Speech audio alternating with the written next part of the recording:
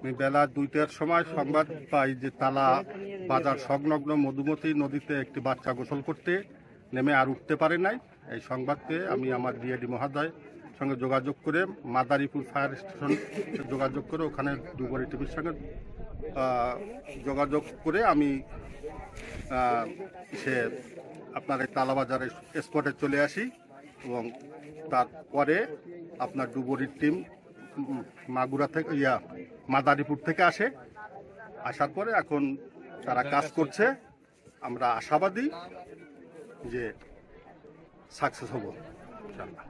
তাহলে আমার আপন ভাগ্নে, ছোট ভাগ্নে, 4 ভাই বোনের মধ্যে সবচেয়ে ছোট হলো ও। আইয়া পড়িয়া অনার্সের দিকে ধাবিত ছিল। বন্ধু বান্ধব ঈদের সংলগ্ন সবাই বাড়ি এক জায়গা হয়ে মাছ মারার একটা ওরা কয়েকজনে একসাথে চলে আসছিল নদীর কাছে।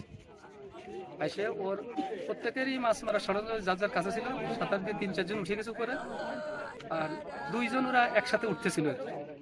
ও ছিল একটু দুর্বল টাইপের, তো ওকে উঠানোর জন্য ওর সাথের জন খুব চেষ্টা করছিল। 2 বার ওরে জাগাইছে, পানিতে তলায় যাচ্ছিল, জাগাইছে, উঠে মাথা ঝাঁকিতেছে, এটুকু বললো। 3 বারের বার ও ছুটে গেছে। ও বললো ওই উপরের থেকে জিজ্ঞেস কি ব্যাপার, ও তো ওঠে না, কেউ ছুটে গেছে, আর ওরে আর পাইনি। আমরা অনুমান করছি জালের ভাড়া তো তলায় গেছে।